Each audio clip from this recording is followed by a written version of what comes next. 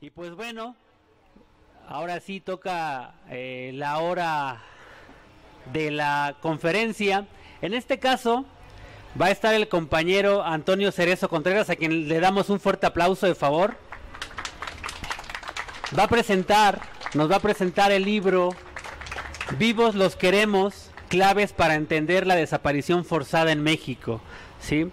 En este libro hacen un análisis sociopolítico, cultural, histórico, jurídico, para comprender en qué consiste y cuáles son los ángulos, las miradas del fenómeno de la desaparición forzada. Damos otro fuerte aplauso al compañero e iniciamos.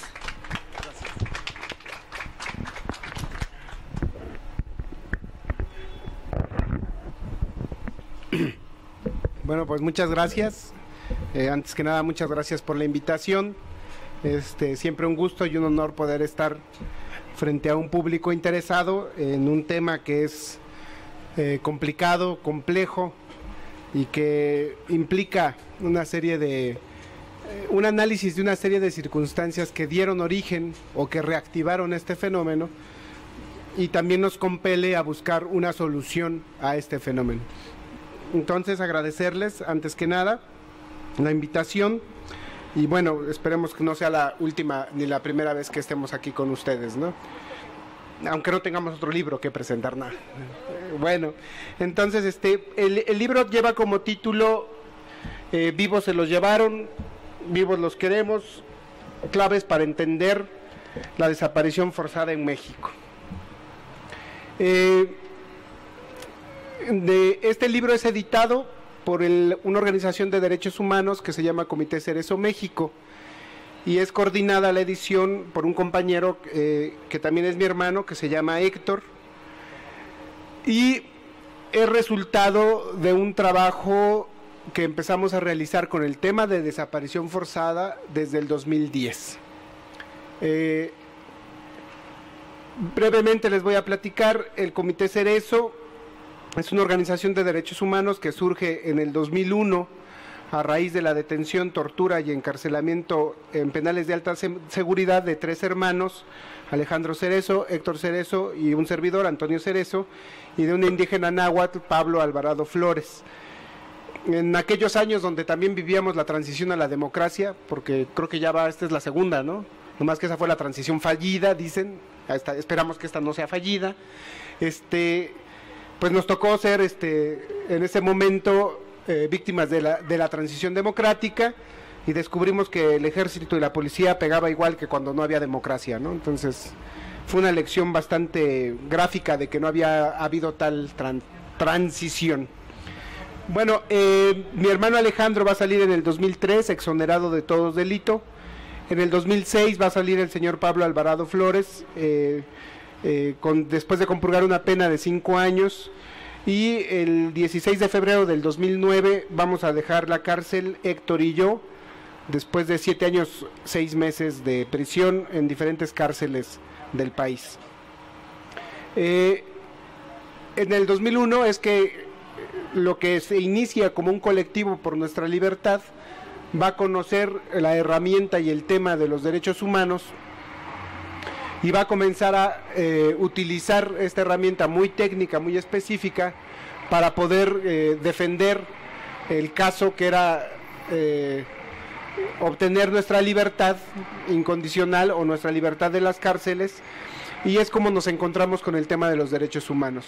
Antes de eso nosotros no manejábamos ese tema, no éramos especialistas en derechos humanos, pero fue la propia necesidad la que nos hizo buscar para qué servían esta herramienta, cuáles eran sus limitaciones, cuáles eran sus alcances, qué tenían que ver con el derecho y cómo se podían conjugar con otras herramientas. En todo este proceso de lucha por la libertad, pues se consolida la organización. Dentro de la cárcel pues hicimos huelgas de hambre, se hicieron fuera de la cárcel movilizaciones, marchas, difusión, se conoció a mucha gente, incluso aquí en el estado de Puebla, los compañeros que estaban libres, y bueno, logramos por fin en el 2009 obtener nuestra libertad.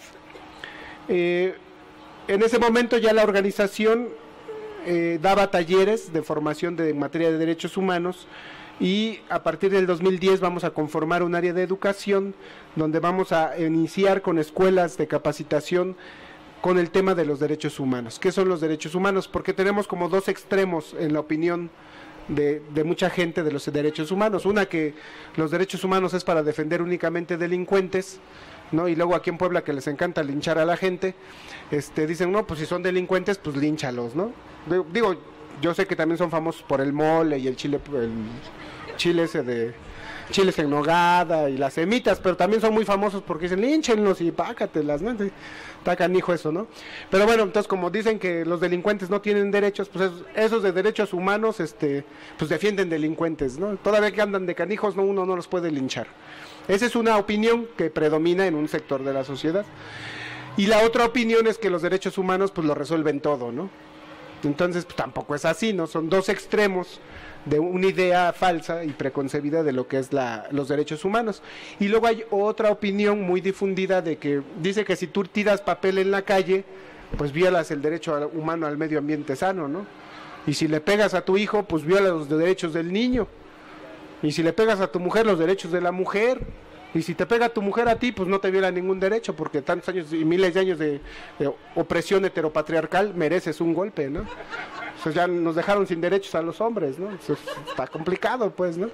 Entonces el problema es que ya no podemos darle una nalgada al hijo porque violamos su derecho humano. Ese también es una idea muy difundida de que todos violamos los derechos humanos, y no es así. Solamente y únicamente el Estado y los agentes del Estado violan los derechos humanos, y eso está en el artículo 1 de la Constitución, que ha sido cientos de veces reformada, y en el 2011 hubo otra reforma de esas cientos de reformas donde hicieron constitucionales los derechos humanos.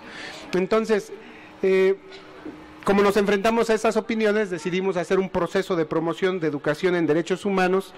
En la actualidad va a iniciar una escuela general de derechos humanos con 12 sesiones, de 11 a 12 sesiones, donde vamos platicando qué son los derechos humanos, qué es la documentación, qué es una violación de derechos humanos, cuáles son los derechos de las víctimas, qué relación tienen los derechos humanos con los medios, con la cuestión jurídica. Entonces son de 11 a 12 sesiones que damos todos los sábados en la Ciudad de México, lamentablemente, y ahorita estamos ya realizando una escuela en Pachuca, Hidalgo, donde se dan todos esos temas. Podríamos hacer una en Puebla, si nos dicen dónde y podemos llegar y dar las 12 sesiones, también se podría hacer, ¿no? Y nos ayudan con el pasaje porque está muy caro ya venir para acá. Bueno, entonces, pero va a ser más barato que venga uno a que vayan 40, ¿no? Entonces, bueno, también el comité va a elaborar un informe de violaciones a derechos humanos anual. Ustedes lo pueden consultar en la página www.comitecerezomxico.org y pueden descargar los informes anuales que nosotros realizamos, donde documentamos las violaciones de derechos humanos que se cometen por motivos políticos. Entonces es un informe que va a documentar detención arbitraria, ejecución extrajudicial, desaparición forzada y agresión a defensores. Ese informe es un informe anual que comenzamos a hacer hace 7 años. Y luego tenemos, ese informe es producto de un área de trabajo que se llama sistematización. Sistematizamos los datos y los ordenamos para que la gente los pueda acceder a ellos. Llevamos casos también de presos por motivos políticos. Por ejemplo, aquí en Puebla nosotros llevamos a nivel de derechos humanos el expediente de Simitrio de la 28 de octubre y logramos que la ONU declarara a Simitrio su detención como una detención arbitraria y una persona perseguida por sus ideas políticas. Entonces, desde los derechos humanos, nosotros nos tocó llevar, junto con los compañeros de la 28, que ya estuvo aquí Tonatiu, nos tocó llevar ese proceso y frente a la ONU presentar ese expediente y lograr que fuera declarado perseguido político el compañero Simitrio. También llevamos ahorita, desde hace 3 años, empezamos a llevar casos de violaciones a derechos humanos laborales. También antes los derechos laborales no eran considerados derechos humanos, tuvo que pasar mucho tiempo para entender que los trabajadores también tenían derechos humanos y no solamente eran trabajadores. Y actualmente también podemos documentar violaciones de derechos humanos laborales, ¿no? Ahora, sobre todo con esta figura del outsourcing o la tercerización de la las relaciones laborales, pues hay muchas violaciones de derechos laborales. Y llevamos algunos casos, les decía, de desaparición forzada, y también llevamos algunos casos, lamentablemente, de ejecución extrajudicial. En el caso de Humberto Morales Santis, un niño de 13 años, ejecutado en Chiapas por un grupo paramilitar llamado Los Petules. El niño era integrante de la organización del Frente Nacional de Lucha por el Socialismo, y hemos llevado también ese caso y gestionado la exhumación de los restos de Humberto por parte del equipo forense argentino. Entonces, esa es parte de lo que hace nuestra organización, y nosotros iniciamos fundamentalmente con los casos de presos por motivos políticos.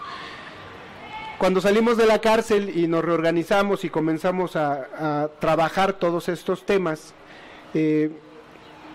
llegó con nosotros, ya conocíamos y platicamos nuevamente, la compañera Nadine Reyes Maldonado, que conformó un comité de familiares de personas detenidas, víctimas de desaparición forzada, y platicando con ella sobre el tema de la desaparición forzada de su papá y de su compañero Gabriel Alberto Cruz Sánchez, el papá se llama Edmundo Reyes Amaya, nos comentaba la dificultad que ella tenía para poder visibilizar este caso de la desaparición de su papá y de su compañero. Entonces nosotros en el 2010 decidimos crear, junto con otras organizaciones de derechos humanos y de organizaciones políticas, la campaña nacional contra la desaparición forzada. ¿Por qué? Porque como ya documentábamos casos de detenciones arbitrarias, empezamos a darnos cuenta que la ejecución extrajudicial, cuando un agente del Estado asesina a un civil, estaban aumentando esos casos, pero también empezaban a haber más casos de desaparición forzada. Entonces decidimos desde ese 2010 iniciar esta campaña nacional, y eso nos obligó como organización a tener que leer sobre qué era una desaparición forzada, quién comete una desaparición forzada. Entonces, dentro del terreno de los derechos humanos, no dentro del terreno jurídico. Entonces, nosotros retomamos esta Semana Internacional del Detenido Desaparecido a través de la campaña. La Semana Internacional del Detenido Desaparecido se conmemora la última semana de mayo en diferentes países de América Latina, fundamentalmente, y decidimos retomar el 30 de agosto, que es el Día Internacional del Detenido Desaparecido, para hacer una serie de actividades de denuncia sobre las personas que estaban siendo desaparecidas de manera forzada por motivos políticos, fundamentalmente. Y ahorita les voy a platicar por qué ese tipo de desaparecidos y no otros, ¿no? Porque hay muchos desaparecidos. Bueno, entonces nuestra primera tarea consistió en investigar qué es una desaparición forzada.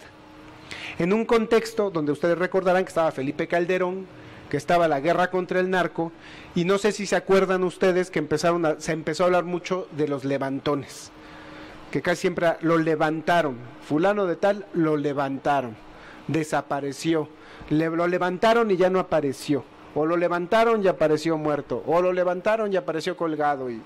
Pero entonces nosotros lo primero que nos enfrentamos es decir, a ver, ¿qué es un levantón? ¿Quién comete un levantón?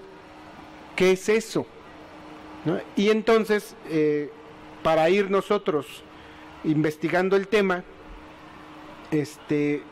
tuvimos que recurrir al Sistema Universal de los Derechos Humanos y lo que dentro del Sistema Universal se había ya elaborado sobre la desaparición forzada. De eso va a tratar el primer capítulo de este libro. El primer capítulo precisamente es ¿qué es la desaparición forzada? Su definición en el ámbito internacional y en el marco de los derechos humanos. No es una definición jurídica, es una definición desde los derechos humanos. Entonces, es importante saber que también a nivel internacional se ha peleado para que existan estas definiciones. Nosotros vamos a retomar la definición de la Convención Internacional que se va a aprobar en el 2010.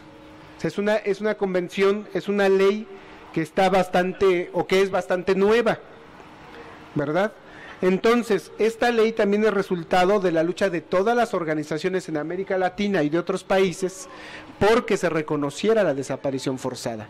En América Latina está la Federación Latinoamericana de Familiares de Detenidos Desaparecidos. Desde 1981 se conforma y ha peleado porque se establezca esa definición. En la actualidad, la secretaria general de FEDEFAM es una mexicana que se llama Judith Galarza, que es hermana de una compañera detenida desaparecida en los años 70, que pertenecía a la Liga 23 de septiembre. Y la compañera vive entre Venezuela y Chihuahua, Ciudad Juárez, porque ella es del norte, y desde ahí ha estado o mantenido el proceso de coordinación de las diferentes organizaciones de familiares de víctimas de desaparición forzada que impulsaron esta convención o que se firmara esta convención.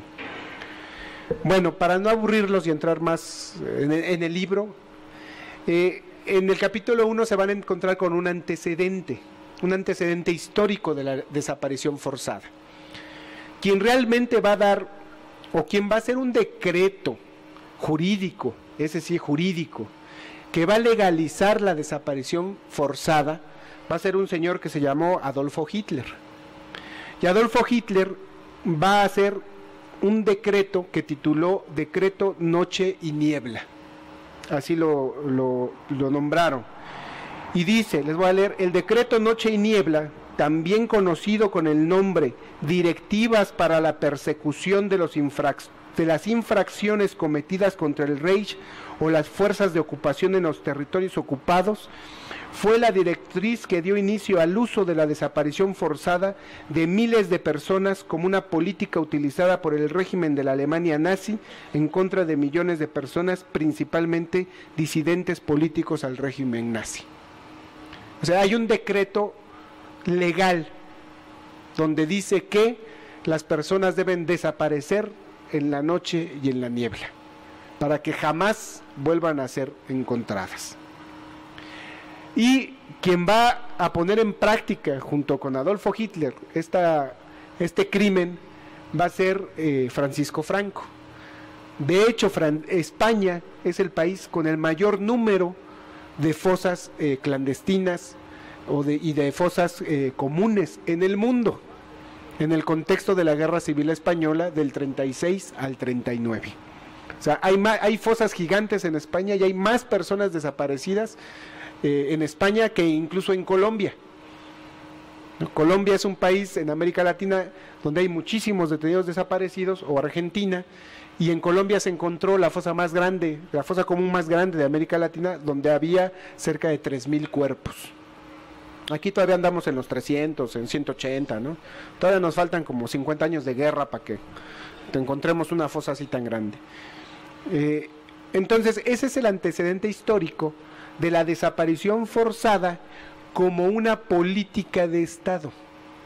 O sea, fue un Estado constituido el que hizo el decreto, porque recordemos que Adolfo Hitler ganó vía electoral la presidencia. O sea, él no dio un golpe de Estado, él ganó las elecciones, fue nombrado primer ministro y democráticamente hizo una guerra mundial, ¿no?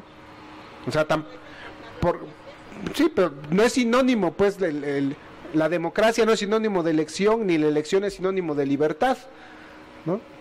Ahora también con el tema de Venezuela, ¿no? O sea, no necesariamente porque ganes por las elecciones eres democrático, y no necesariamente porque ganes por otra vía eres autoritario.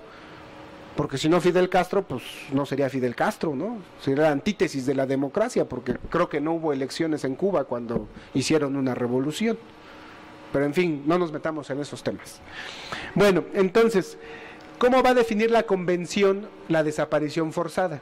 En su artículo 2 va a decir: a efectos de la presente convención se entenderá por desaparición forzada el arresto, la detención, el secuestro o cualquier otra forma de privación de libertad que sean obra de agentes del Estado o por personas o grupos de personas que actúan con la autorización, el apoyo o la aquiescencia del Estado, seguida de la negativa a reconocer dicha privación de la libertad o del ocultamiento de la suerte o el paradero de la persona desaparecida, sustrayéndola de la protección de la ley. Esa es la definición de la convención. Entonces, ¿quién comete la desaparición? El Estado. Y dice un agente del Estado, o sea, una persona. Los desaparecidos no desaparecen solitos, no, son personas que se los llevan. Dice, y estas personas, dice, pueden actuar por autorización con el apoyo o la aquiescencia del Estado. ¿Qué es la aquiescencia? La aquiescencia es una forma de violar los derechos humanos. ¿A qué se refiere? A que son personas que están fuera de la estructura estatal. Es decir, no es el ejército, no es la policía, no es una institución pública reconocida, sino es un civil que aparentemente se lleva a otro civil, pero la característica es que este civil tiene una relación con el Estado. O sea, no es que alguien se amaneció y dijo, hoy voy a desaparecer a alguien. ¿A quién será? Mi vecino me cayó mal. Desaparécelo, ¿no? No, o sea, es una persona que trabaja en relación y vínculo con el Estado, pero que no pertenece a la estructura formal del Estado. A eso se le llaman grupos paramilitares, ¿no? Esos testimonios, cientos de testimonios que dicen hombres de negro encapuchados, con armas, armados hasta los dientes, que pasan por las carreteras y nadie los ve, que pasan retenes del ejército a la marina, a la federal y nadie los ve, y se llevan a la gente y nadie los ve. ¿Por qué? Pues porque no los quieren ver, porque hay aquiescencia del Estado, porque el Estado permite que esas personas civiles desaparezcan a otras personas civiles. Entonces no es lo mismo que un particular, una persona sin vínculo con el Estado desaparezca a otra, a que un agente con vínculos con el Estado desaparezca a una persona. ¿Verdad? Entonces, como se les hizo muy exagerado lo que hizo Hitler, dijeron, no, pues no vayan a decir que somos Hitler, pues no hay que ocupar al ejército tan descaradamente para eso, mejor paguémosle a otros sin insignias para que desaparezcan y nosotros sigamos siendo democráticos. Y entonces el cuento chino de la guerra contra el narcotráfico se va a volver un pretexto ideal para aplicar toda esta estrategia de terror, de quién sabe quién se lo llevó, quién sabe cómo fue, oye, pero está el ejército, y cuando casualmente llegaban las Fuerzas Armadas, se incrementaba el número de desapariciones, de ejecuciones, de todo, de todas las violaciones de derechos humanos más graves. Entonces, a eso se va a referir la convención. Y hay otro detalle también. La desaparición forzada puede empezar con una detención legal, es decir, puede llegar la policía y decir, orden de aprehensión contra usted, aquí está la orden de aprehensión, vámonos. Entonces, ¿cuándo se configura la desaparición forzada? Cuando la autoridad niega tener detenida a la persona y niega su paradero. Ese es un detalle que se tiene que dar.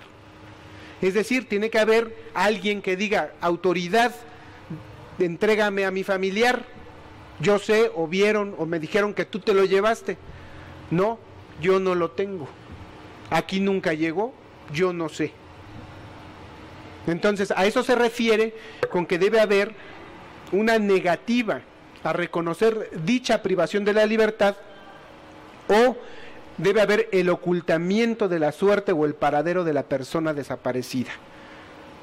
Esa es otra cosa otro requisito, por decirlo así, que va a conformar el, ahora ya en México también delito, o la violación de derechos humanos de la desaparición forzada.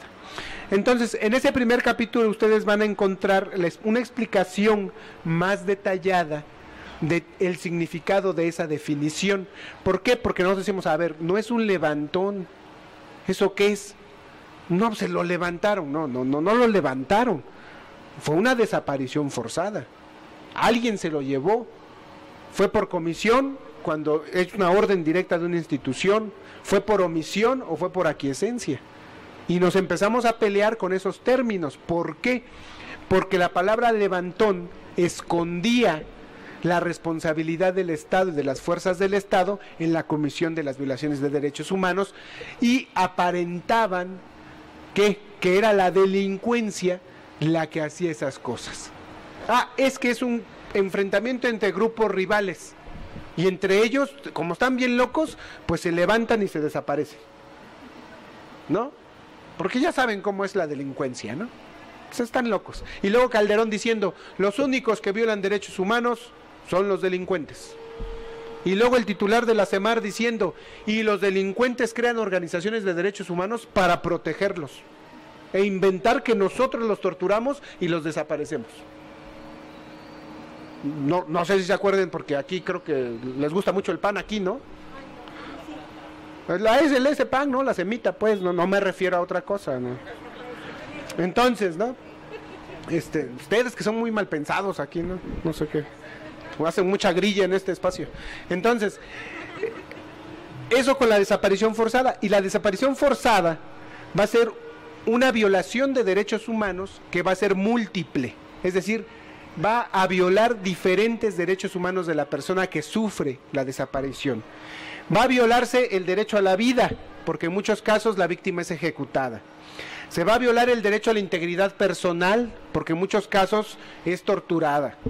Va a violarse el derecho a ser protegido por la ley, porque al negar que tú estás detenido, ¿quién te defiende? ¿Dónde te defiende? ¿Frente a qué juzgado? ¿Verdad? Viola el derecho a no ser arbitrariamente privado de la libertad. El derecho a ser reconocido como persona jurídica, como sujeto de derecho. Y el derecho a la verdad. ¿No? ¿Por qué? Porque no informan, pues, dónde te tienen. La autoridad niega tenerte, niega tu paradero real. Todo eso lo van ustedes a encontrar en este primer capítulo, y van a encontrar también que hay diferentes tipos de desaparición. Está la desaparición voluntaria, esa que cuando el marido les dice, vieja, ahorita vengo, voy por unos cigarros, y pasan 20 años y pues, dice, si los cigarros, chinga, pues que tú te vayas no me preocupa, pero los Charleston, ahora cómo les llaman a los delicados, ¿dónde quedaron, no? O viceversa, ¿no? Cuando la compañera dice, ya me voy, voy por las tortillas y te deja con los niños, ¿no? Ya llega cuando ya tienes nietos. No, está bien, pues se tiene que dar su tiempo y su espacio, o sea, uno lo comprende, ¿no? Esa es la desaparición voluntaria. La desaparición debido a accidentes o desastres o conflictos. Viene el huracán y desaparece gente, ¿no? Viene el sismo, el terremoto y no se encuentran personas. La desaparición debido a crímenes comunes. Ese es otro tipo de desaparición, y las desapariciones forzadas. ¿Por qué es importante esta diferenciación? Porque el Estado ha creado la confusión de que la desaparición debida a crímenes comunes o cometida por particulares es lo mismo que la desaparición forzada. Nos confunde. O la otra, lo que muchos han dicho es que el mayor número de desapariciones son desapariciones cometidas entre particulares. Entonces el Estado mexicano es re bueno. Es re bueno para ver cómo entre delincuentes se desaparecen. Pero no es el Estado el que desaparece. ¿Por qué? Y atrás viene toda una justificación teórica sobre el Estado fallido. Perdonen al Estado, es que es un Estado con capacidades disminuidas, ¿no? O sea, está medio cojito, medio manquito y medio tontito. Pobre Estado, es el Estado fallido. Vamos a hacer un teletón para ayudarle al Estado, porque está fallido. Le fallan algunas cosas, como por ejemplo garantizar el empleo, garantizar el salario digno, garantizar el acceso a la justicia, el derecho al agua. Pero cuando se trata de reprimir, ¿qué creen? Que es un Estado bien efectivo, ¿no? Cuando se trata de madrear a la gente, 100% efectividad. Pero para garantizar los derechos sociales, económicos, culturales del pueblo, ahí es fallido, ¿no? Pero este discurso del Estado fallido, del Estado con funciones fallidas, del Estado disminuido, lo que va a venir es a justificar ¿qué?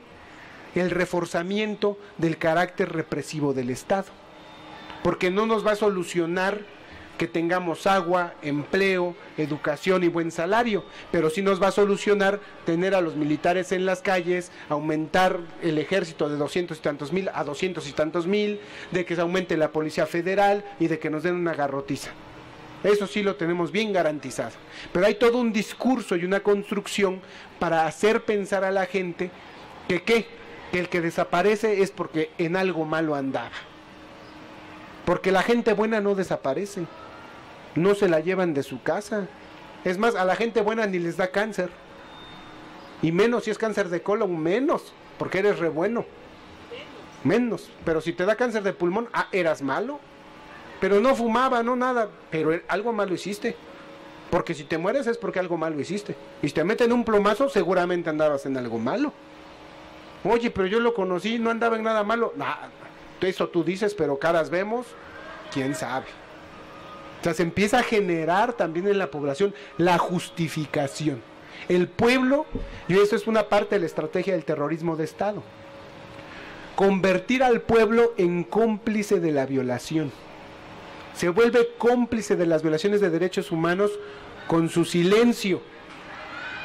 Se vuelve cómplice de las violaciones a derechos humanos y del terror con la justificación del terror. Nos vuelven cómplices del terrorismo de Estado.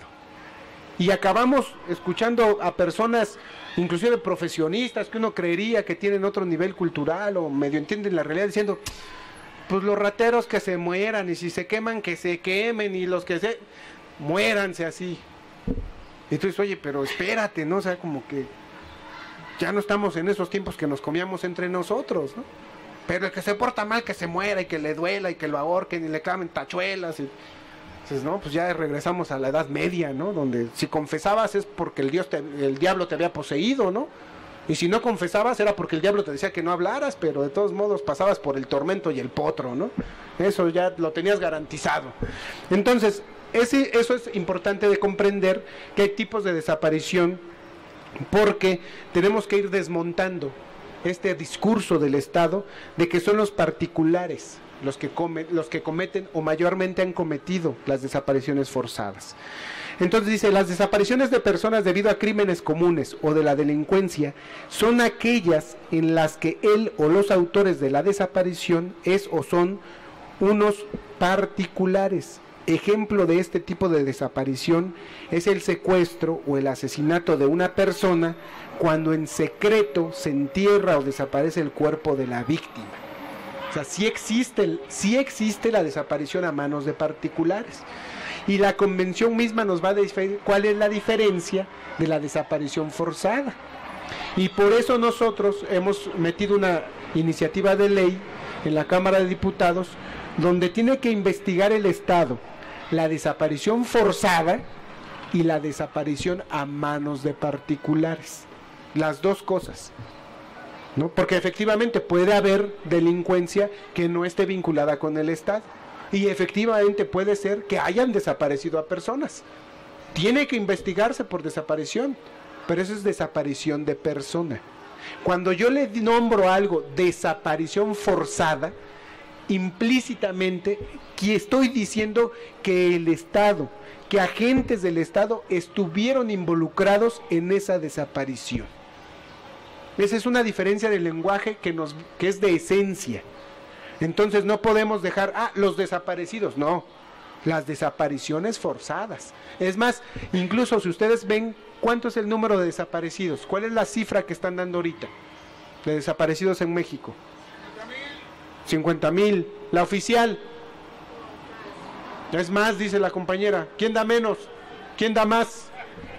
Vendido, el que diga la respuesta le vendo el libro el doble. Más de 100,000, bueno, la cifra oficial son 38,000. Esa es la cifra oficial de desaparecidos, oficialmente.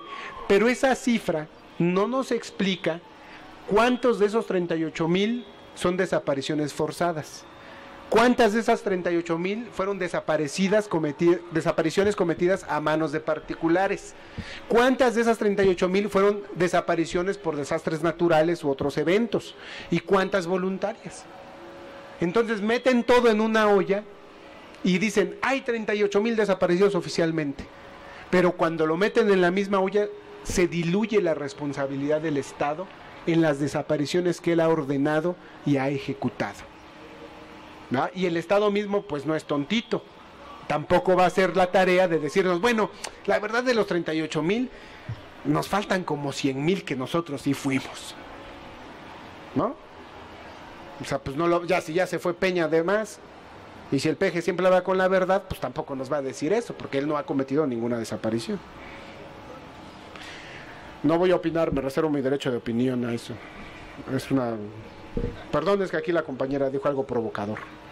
En fin, voy a seguir avanzando. La desaparición forzada, dice...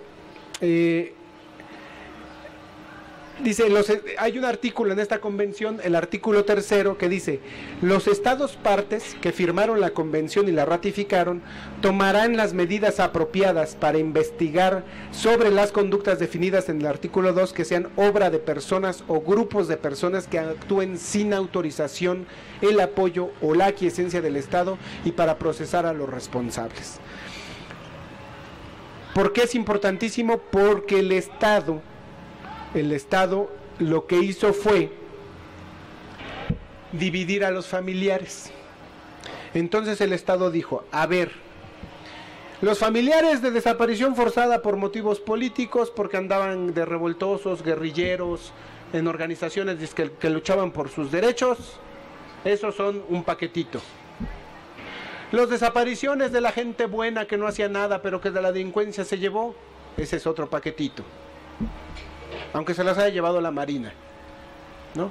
¿Y eso qué provocó en los familiares? Que muchos familiares decían: ah, mira, tu familiar sí andaba en un grupo insurgente. Ah, es que él sí andaba en cosas malas. ¿Ah? Es que él sí estaba violando la ley. Pero mi familiar no hacía nada. Era santo y puro, bueno. Y sí, había mucha gente así, jóvenes de 17, de 18, de 20, o viejitos buenos también, porque no todos los viejitos son malos, ¿verdad? De 60, 70. Entonces, ¿pero qué pasa? Que con este discurso de confundir va a separar a los propios familiares. Y entonces va a haber familiares que digan: bueno, tu desaparecido militaba en una organización, andaba de revoltoso, pues por eso se lo llevaron. El mío no. Entonces resulta que hay desaparecidos buenos y desaparecidos malos. Y entonces, ¿el Estado con qué familiares va a hablar? Con los familiares de los desaparecidos que no tenían militancia política ni conciencia, o con los familiares de los militantes organizados que tienen una cierta conciencia de de la actividad que sus familiares realizaban y de lo que querían sus familiares y por lo que luchaban. El Estado va a decir: uy, ¿qué crees? Fíjate que nada más tengo registrados, o hay organizaciones como esos del Comité Cerezo que están nomás jodiendo, que dicen que son como 165 personas desaparecidas de manera forzada en 12 años. Pero ¿cuántos hay que no tenían una militancia? No, pues hay miles. Pues entonces resuelve el caso de miles, porque es mejor resolver el caso de miles que de estos. Entonces el Estado, ¿qué empieza a hacer? A dividir a la gente y decir: bueno, todos que se resuelvan los que son más. ¿Y quiénes son más? Pues los que no estaban organizados. ¿Y los que estaban organizados cómo se llamaban o quiénes eran? Pues quién sabe. O bueno, sí, el caso más emblemático, los 43 de Ayotzinapa. Pero eso estamos hablando del 2014. Y ese año hubo 88 personas detenidas de manera forzada por motivos políticos. ¿A cuántas personas desaparecieron en Guerrero? De lo de la Ayotzinapa, ¿cuántos fueron? 43, ¿no? ¿Y quiénes fueron entonces los otros 45? ¿Alguien sabe de esos 45?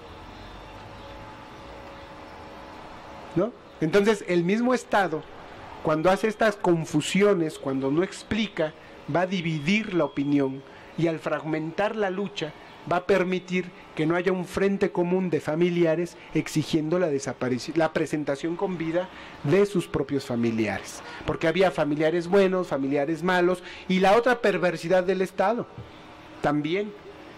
¿Cuánto tiempo tiene tu desaparecido? No, pues 10 años. No, mano, pues ya 10 años, pues. ¿Y el suyo? No, pues un mes. Vamos a atender ese caso porque seguramente lo podemos encontrar con vida. Y las propias familias empiezan a pelearse por decir: bueno, mi desaparecido lleva un mes, es más probable que lo encuentren vivo. El tuyo ya lleva 10 años, y si tenía 70 no creo que hubiera llegado a los 80. Pues, dame chance, ¿no? Y además a mí me desaparecieron un hijo, pero a mí una hija, pero a mí mi papá. ¿Y qué duele más? ¿Un hijo o una madre? Porque como madre no hay dos, pero como un hijo es insustituible. Y entonces empezamos a competir en el dolorómetro. A mí me desaparecieron uno, pero a mí dos, pero el mío estaba más bonito, pero... Y entonces las familias empiezan, la rebatinga en las familias también, ¿verdad? Y el otro era indígena, discapacitado, y además no hablaba el español. No, pero la mía además era pobre. A ver. No, entonces, toda esta situación que se da es promovida y auspiciada desde y por el Estado, pero también desde y por la ignorancia del fenómeno de la desaparición forzada. Entonces, vamos a tener en México dos grandes olas de este fenómeno.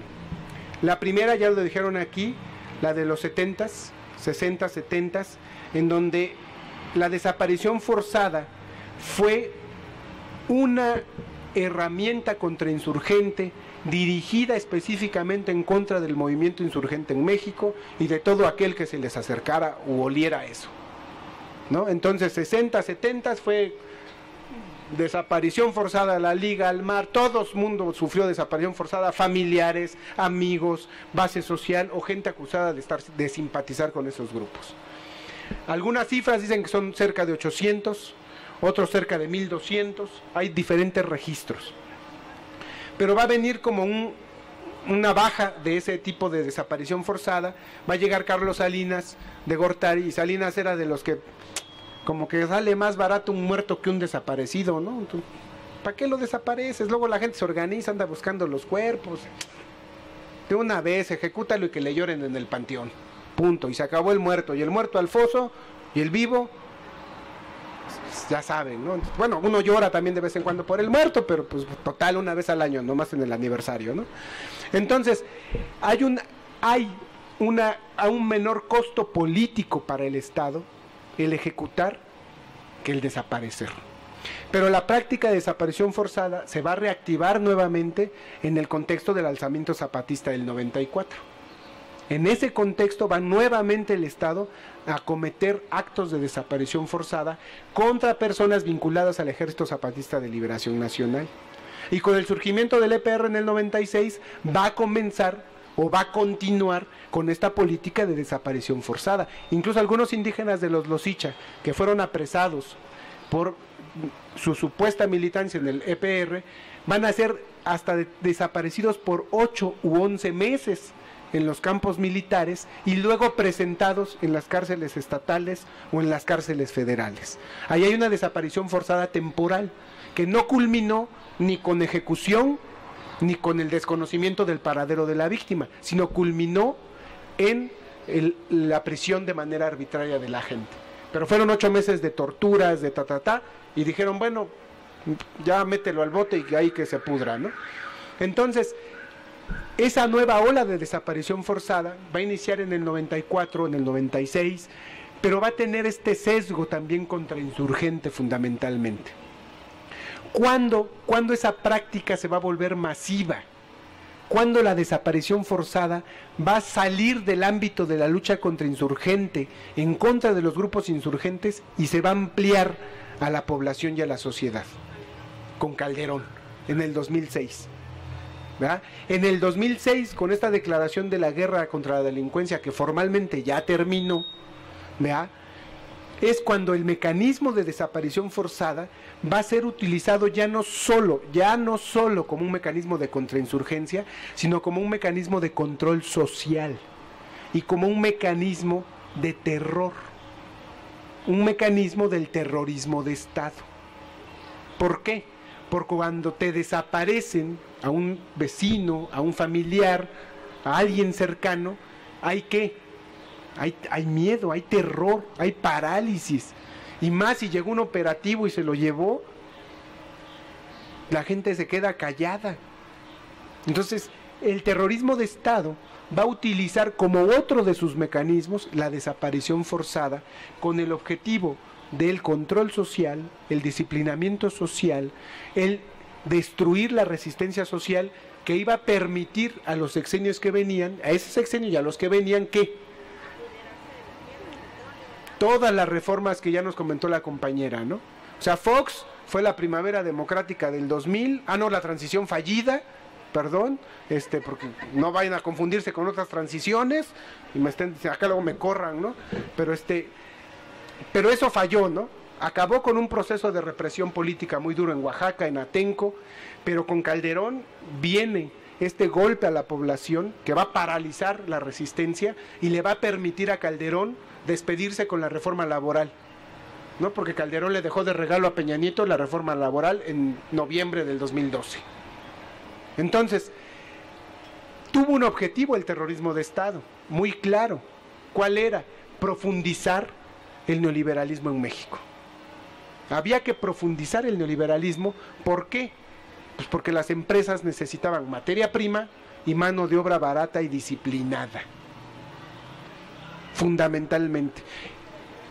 Ustedes pueden buscar el testimonio del dictador argentino Videla, donde en el juicio que le hacen en Argentina hace 3 años, me parece, o búsquenlo por ahí, no tiene mucho, cuando le dicen, ¿qué tiene que decir usted en su defensa de la desaparición de 30,000 personas argentinas? Y él dice, pues yo lo único que puedo decir es que los que hoy me juzgan, los empresarios que hoy piden que me juzguen, fueron los empresarios que nos pedían que desapareciéramos a más personas, que ellos nos entregaban las listas de los sindicalistas que teníamos que desaparecer en sus empresas. Y lo hicimos porque teníamos que disciplinar a la sociedad para incorporarla a una economía de mercado, de libre mercado. Eso lo dijo Videla. O sea, no lo dijo el Peje, no lo dijo Hugo Chávez, o sea, no lo dijo algún activista de izquierda, de esos que se la pasan criticando a las dictaduras nomás porque no tienen otra cosa que hacer. Ya se titularon y ya se la pasan escribiendo, haciendo escritos, crítica, ¿no? No, o sea, lo dijo Videla. Entonces, la desaparición forzada va a ser una estrategia del Estado y desde el Estado, porque eso es tan perversa. Y entonces, el capítulo 2 de este libro va a hablar sobre los antecedentes y el contexto de la desaparición forzada en México. Ahí ustedes van a encontrar estas 2 grandes olas de desaparición, los 60, 70, luego lo del 94 y luego el contexto donde se va a dar esta construcción, o lo que nosotros llamamos una construcción del Estado terrorista, donde el instrumento de control social es el terror contra la población. ¿De acuerdo? Entonces ustedes van a poder encontrar algunas ideas centrales del por qué se va a dar este proceso que muchos dicen de guerra contra el narcotráfico, pero que en realidad va a ocultar la necesidad de la gran burguesía de despojar del territorio urbano y rural a mucha población y de poder flexibilizar los derechos laborales a tal grado para aumentar la explotación de esa mano de obra. No en balde decía la compañera que ¿cuál era el artículo más modificado? El 123, precisamente. ¿De cuánto es la jornada laboral hoy día en México? ¿De 8 horas? O sea, mínimo trabajan 9, mínimo, ¿no? Porque casi todas son 10 horas, 11 horas, y quédate otro rato, no te estoy forzando, pero los que no se quedan, pues, no tienen disposición de trabajar, y pues para volverte a contratar por otros 3 meses, pues, lo vamos a pensar mucho. Se han perdido el derecho a la prevención social, a la seguridad social, o sea, inclusive ahora que se da lo del aumento salarial, ¿cuántos porcentajes o cuántos millones de mexicanos o tienen la posibilidad de beneficiarse por el decreto del aumento al 16%? Porque hay un decreto formal que dice todos los mexicanos que ganen un salario mínimo pero que además no sean con contrato colectivo, no sean trabajadores del Estado, y ponen todas las cláusulas, ¿no? ¿Cuánta gente se benefició entonces formalmente de ese decreto? Como 2.5 millones de trabajadores. Porque ese es el trabajador formal, porque hay 35 millones de trabajadores en el sector informal. Entonces digo, se aprecia la buena voluntad, pero de 2 millones a 35, pues como que hay como 33 que faltan, ¿no? o no, como 35 que faltan, ¿no?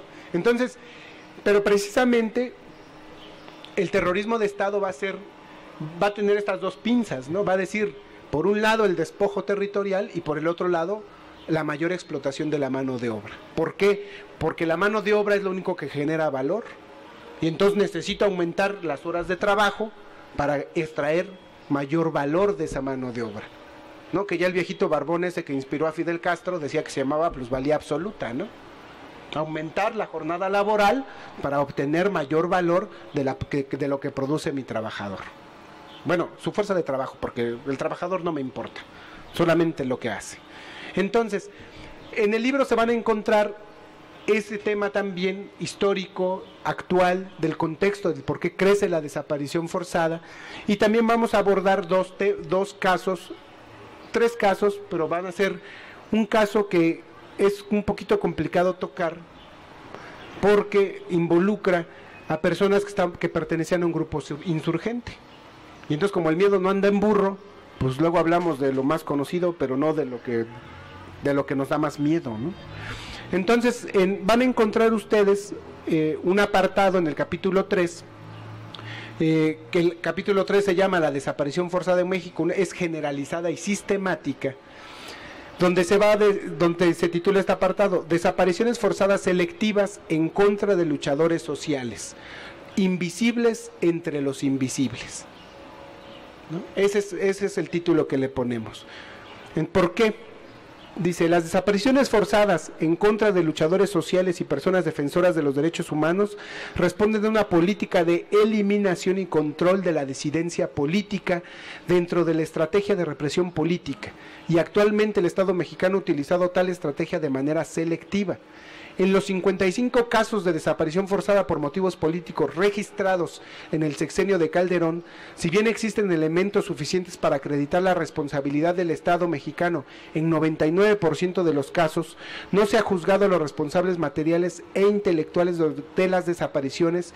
En cambio, lo que también es una constante es el hostigamiento y las amenazas en contra de los familiares de las víctimas de desaparición forzada, sobre todo cuando denuncian ante el Ministerio Público o cuando realizan actos de denuncia pública o de protesta social por la desaparición forzada que han sufrido sus familiares o sus compañeros. ¿Ya? Entonces, ¿qué pasa? Que cuando nosotros hicimos la primera movilización en la Secretaría de Gobernación, o a un lado, porque había un chorro de vallas, por los casos de Edmundo Reyes Amaya, de Gabriel Alberto Cruz Sánchez, militantes del EPR, detenidos desaparecidos en la ciudad de Oaxaca, en 25 de mayo del 2007, del indígena chatino Lauro Juárez, que también era dirigente político, de las compañeras Virginia y Daniela, indígenas triquis, que pertenecían a la organización del Movimiento de Unificación y Lucha Triqui.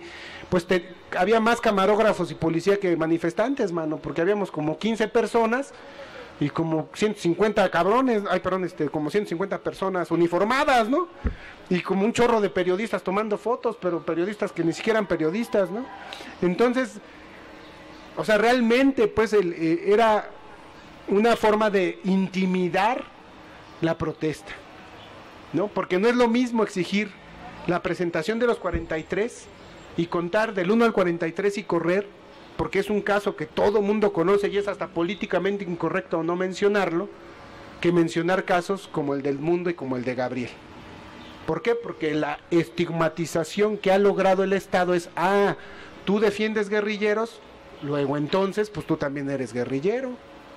No, pero dice Nadine, soy su hija, pues no me importa.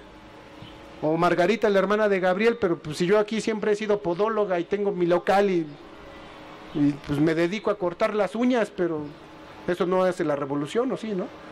Entonces, pero también hay una estigmatización y hay un temor, y nos enfrentamos al temor de la gente. ¿Qué viene como a dar este impulso a la protesta? Lo de Ayotzinapa. Lo de Ayotzinapa es donde de veras que las manifestaciones masivas, ¿no? Fue el Estado y se desata también la gente, porque ya había un acumulado de agravios también. ¿Y por qué? Porque a ninguna organización social o ninguna organización estudiantil que se dijera socialista había sufrido una desaparición masiva. Y ese carácter masivo fue lo que hizo que muchas organizaciones dijeran, bueno, si a ellos les pegaron y se llevaron 43 personas, y nos contamos y somos 100, puta, no, pues deshacen la organización, ¿no? Bueno, si mi colectivo tiene 15, pues nos tendrían que llevar 3 veces, ¿no? ¿Por qué? Porque pues de plano a nosotros no nos desaparecen, somos 15, ¿no? Ya es de 43 para arriba, ¿no? O sea, sí va a haber en las organizaciones una reacción, porque sí se van a sentir tocadas y amenazadas y con un chorro de miedo. Y entonces viene esta ola de protestas en el 2014, pero ese es otro caso. El caso de Edmundo y Gabriel es esta desaparición selectiva de militantes revolucionarios, donde el Estado va a negar su aparición. Y la va a negar y negar y negar, pero va al mismo tiempo a aceptar una comisión de mediación y una comisión de búsqueda, y ahorita incluso judicialmente hay una resolución que obliga al Estado mexicano a crear una comisión de búsqueda. También hay una resolución judicial que es más vieja que la de Ayotzinapa. ¿Y por qué entonces no primero hicieron esta, que es más vieja en el tiempo, y sí la de Ayotzinapa? No sé, yo me lo pregunto a mí mismo, ¿no? Como yo no tengo pase al palacio para ir a de preguntón, pues no puedo preguntar, ¿verdad? Entonces, yo por eso a mí mismo me respondo, pero no les voy a dar mi respuesta. Entonces, son ese tipo de cosas, ¿no? O sea, ¿por qué hay unos casos emblemáticos y cómo el Estado, por lo menos con Peña Nieto y con Felipe Calderón, utilizaba casos emblemáticos para ocultar otros casos? Como si hubiera víctimas de primera y víctimas de segunda, ¿verdad? Y nosotros mal haríamos como organizaciones en hacer esa diferenciación. Nosotros decimos, no, la presentación con vida es para todos los desaparecidos. No es para algunos, es para todos, y es un derecho de todas las víctimas. Y es un derecho de todos los familiares, de todos los amigos. Es más, en la ley de la convención dice que hasta la segunda generación es afectada. Y está catalogado que los familiares de las personas que sufren desaparición forzada sufren tortura. La angustia de no saber dónde está tu familiar está tipificado como tortura ya por la ONU.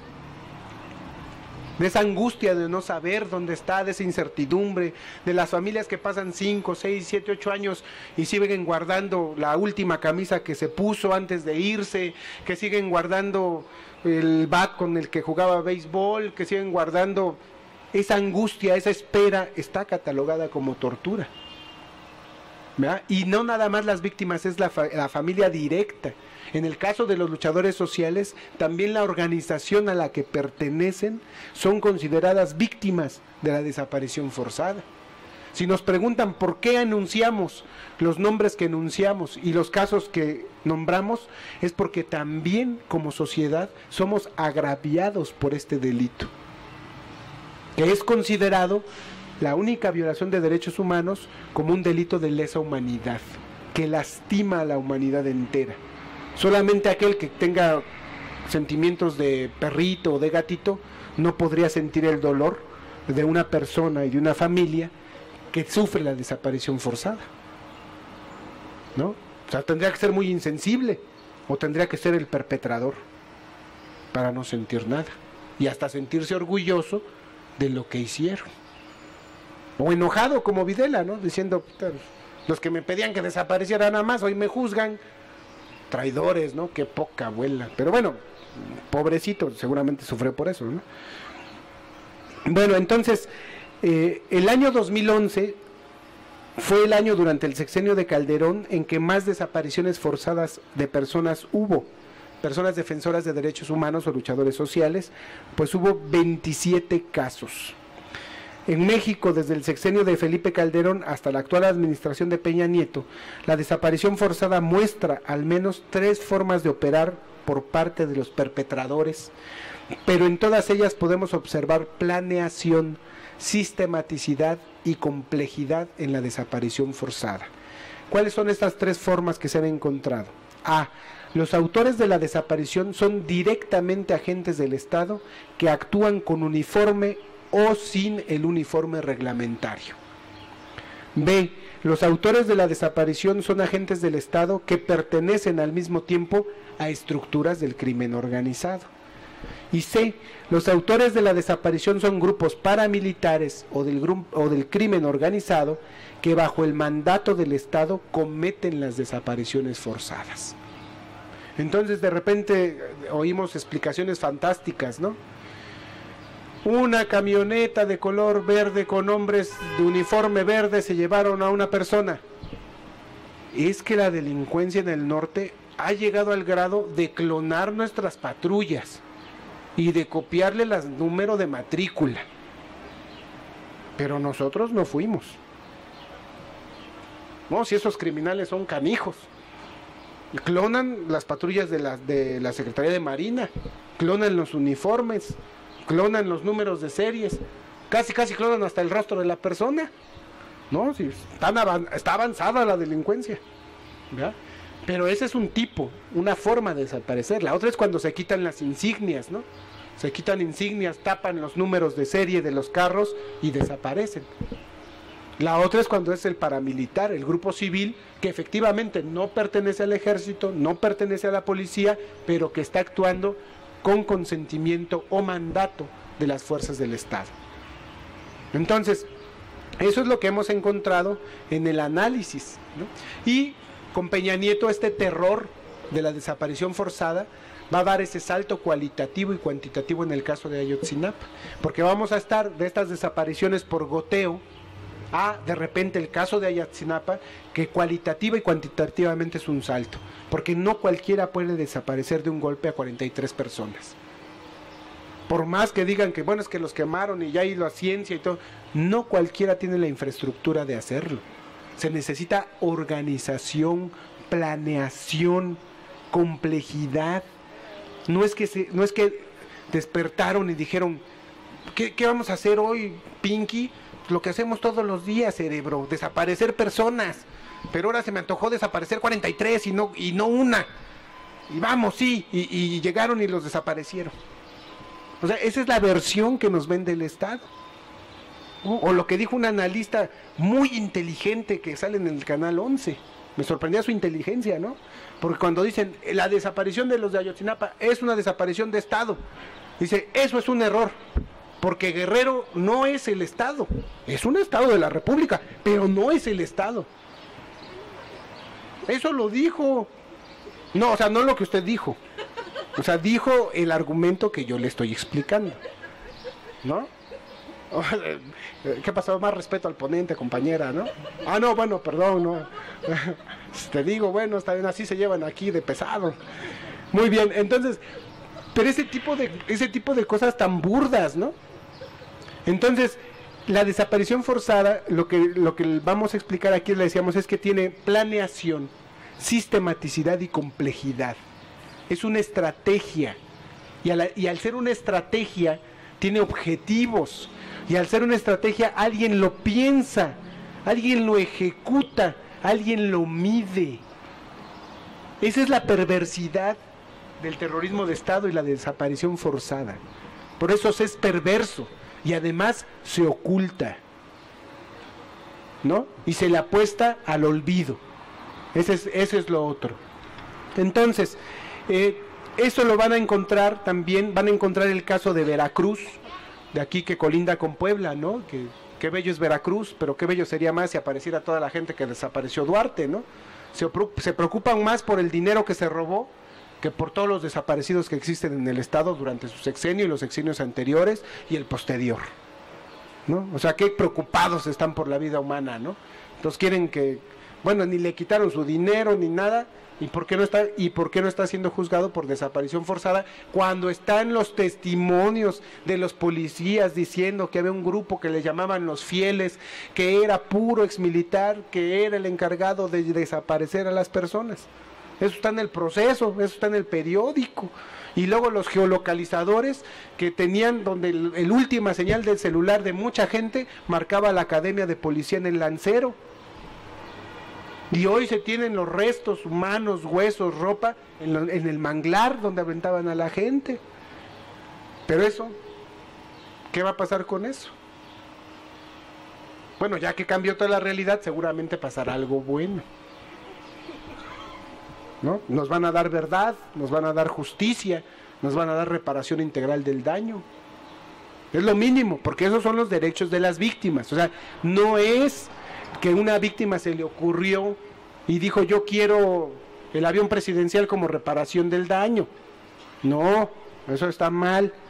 Primero, para que haya reparación integral del daño, tiene que haber verdad y tiene que haber justicia. Si no hay verdad y no hay justicia, no puede existir la reparación integral del daño. Segundo, la reparación integral del daño tiene 6 componentes. No se reduce a la indemnización. Porque cuando la gente, reparación integral, ¿cuánto me van a dar? ¿Cuánto vale mi familiar? ¿No? Hasta ahí entra la visión capitalista, ¿cuánto vale un desaparecido? Porque eso es, dentro de los derechos humanos está la reparación integral del daño. Un aspecto es la indemnización, el otro son medidas de reparación, medidas de satisfacción, medidas de rehabilitación. O sea, la reparación integral del daño no se reduce al dinero. Pero también el Estado es perverso. Y era sabido en el 2011 con el Movimiento por la Paz, con Justicia y Dignidad, en el cual también nosotros capacitamos a su Comisión de Sistematización y Derechos Humanos, que subían a la gente al avión presidencial y estaba una señora que ahora quiere hacer un partido, ¿verdad? Y llegaba y decía, a ver, ¿cuántos familiares me trajiste? No, pues 20. A ver usted, ¿qué le pasó? No, pues mataron a mi hermanito, mataron a mi esposo, lo desaparecieron. Ajá, ¿y qué necesita? No, pues es que mi casa está cayendo. Ahí está para la casa. ¿Usted qué? No, pues es que mi silla de ruedas. Ahí está la silla de ruedas.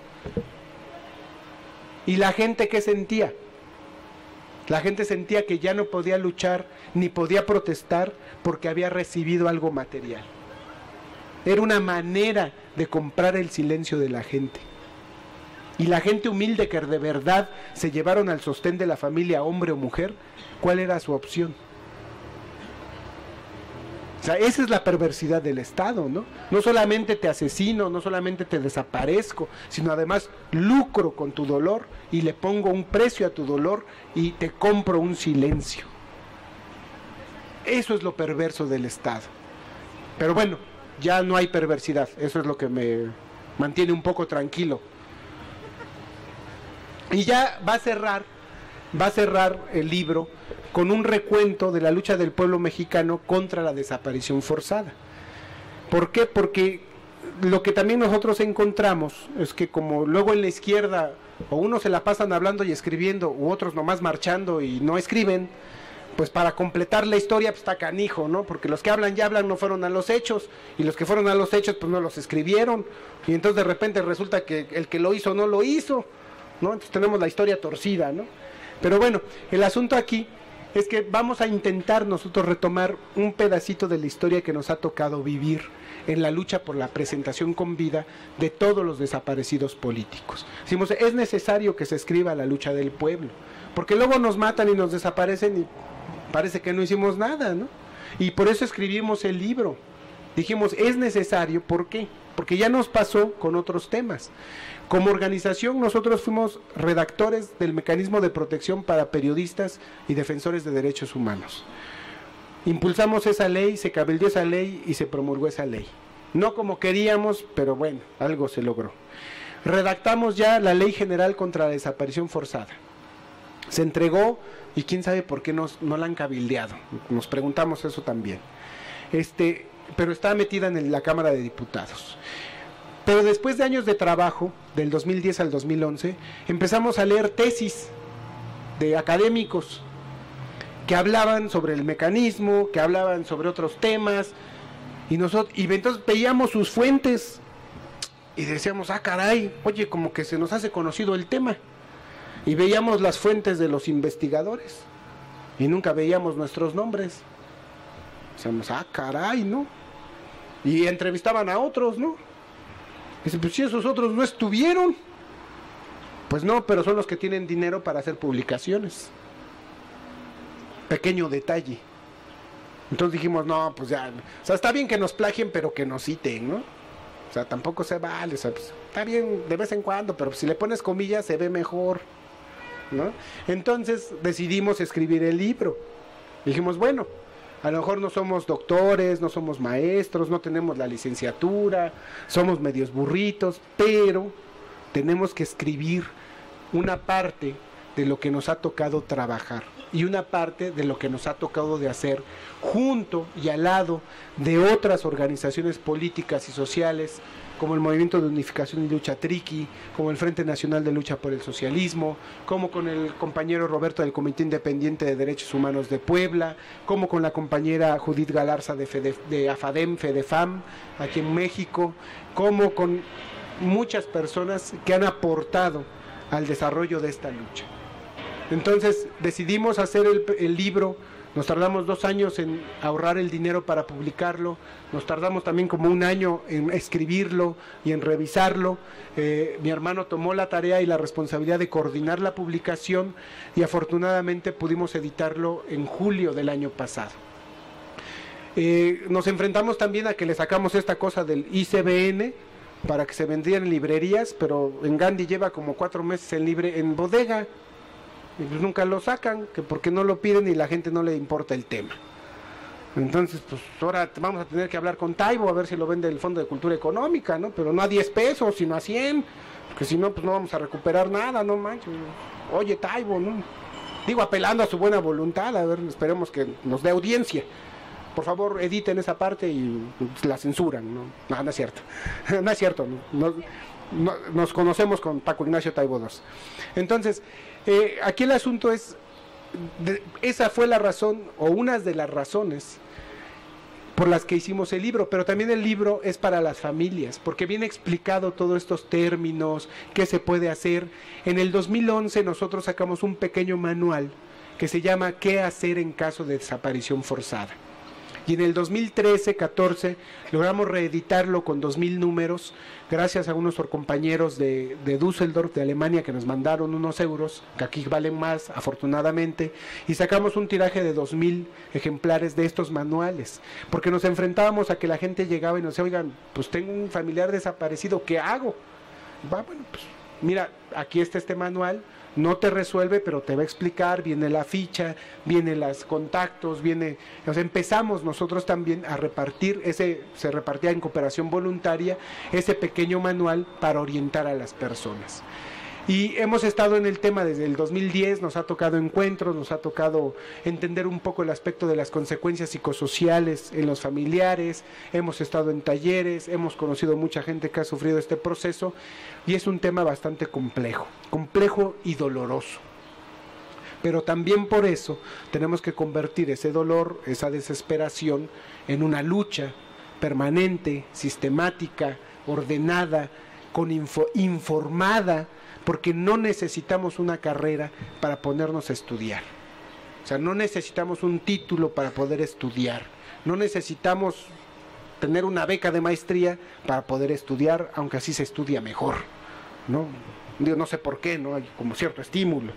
Entonces, lo importante es eso, ¿no? Que nos dimos, no necesitamos volvernos profesionales de algo para asumir con responsabilidad, con sistematicidad y con profundidad un fenómeno, estudiarlo, intentar desentrañarlo y dar consejos prácticos a las familias y a las personas sensibles para enfrentar este flagelo.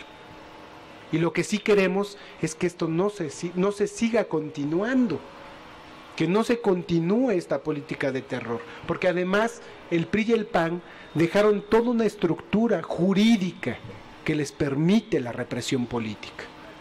Aprobaron, y eso es histórico, desde la Ley Federal contra la Delincuencia Organizada del 96, que fue una ley hecha específicamente para el combate de los grupos insurgentes, ¿verdad? Crearon la Policía Federal Preventiva en el 99, crearon la Ley de Seguridad Nacional, firmaron el Acuerdo de Seguridad y Prosperidad de América del Norte, que es un acuerdo económico y militar con los Estados Unidos en el 2005, firmaron la Iniciativa Mérida en el 2007, Calderón y Bush, ¿verdad? Crearon la Ley de Seguridad Interior, Se crearon, el Estado mexicano ha creado un andamiaje jurídico que le permite la represión política.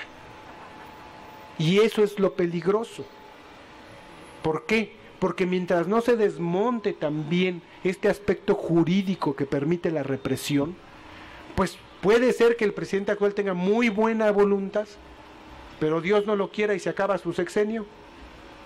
¿Qué vamos a hacer con el que nos dejen? Y si no es tan bueno como este, ¿qué va a pasar? ¿Otra vez de regreso al infierno? Gócenla, porque nomás nos quedan 5 años, 11 meses, 10 meses, 20 días, ¿no? Ahí vamos tachándolo de reversa, ¿no? Ya cuando vayamos un año menos, a ver cómo vamos a estar, si estamos, ¿no? Entonces, eso es lo que van a encontrar en el libro. No todo mi sarcasmo, ni todo mi ironía, eso es algo para la venta, porque si no, pues no les va a importar el libro, ¿verdad? Porque es demasiado serio, entonces tengo que hacerla de presentador y vendedor. Pero eso es lo que nosotros pretendemos con el libro, que la gente sepa definiciones básicas, vea y lea un contexto, un pedazo de la historia, y que eso le sirva para sensibilizarse y aportar a la presentación con vida de los detenidos desaparecidos. Romper el miedo de pedir la presentación con vida de ciertas personas, porque implica políticamente un riesgo, porque implica políticamente que te acusen de pertenencia a un grupo armado, porque nadie, ningún ser humano, ni el propio Adolfo Hitler merecería que fuera detenido y desaparecido. Ni siquiera el que lo hizo decreto merecería este castigo, ¿verdad? Entonces ese es el llamado, ¿no? A que ojalá este libro sirva para eso, que les dé herramientas, que les dé instrumentos, que ayude a la comprensión del fenómeno, pero sobre todo que motive a la participación activa de las personas, a la organización de las personas y a la exigencia, a apoyar la exigencia de la presentación con vida de todos los detenidos desaparecidos. Nosotros, para terminar, lanzamos una iniciativa antes de que López Obrador tomara posesión de su cargo, donde planteábamos la necesidad de la creación de comisiones de la verdad. Y planteábamos en 2 aspectos. Una comisión de la verdad para esclarecer las graves violaciones a los derechos humanos cometidas en contra de las personas defensoras de derechos humanos y luchadores sociales que en la lucha por la democracia y la justicia han sido víctimas de desaparición forzada, ejecución extrajudicial y amenazas de muerte. Y 2, una comisión de la verdad para esclarecer el paradero real de todas las víctimas de desaparición forzada en el país que sin pertenecer o militar en un movimiento social fueron víctimas de esta grave violación a los derechos humanos. Pero quién sabe por qué tampoco hemos encontrado mucho eco en esta necesidad de la búsqueda de los desaparecidos y de la presentación con vida. Pero no nos preocupamos mucho porque ya viene mayo. Viene la última semana de mayo, que es la semana internacional del detenido desaparecido, y seguramente como los últimos años, desde el 2010, estaremos realizando actividades políticas o de movilización o culturales o desde los derechos humanos para exigir con vida la presentación de todos los detenidos desaparecidos. En algo coincidimos con el actual presidente, ¿no? No puede iniciar un gobierno democrático con presos políticos.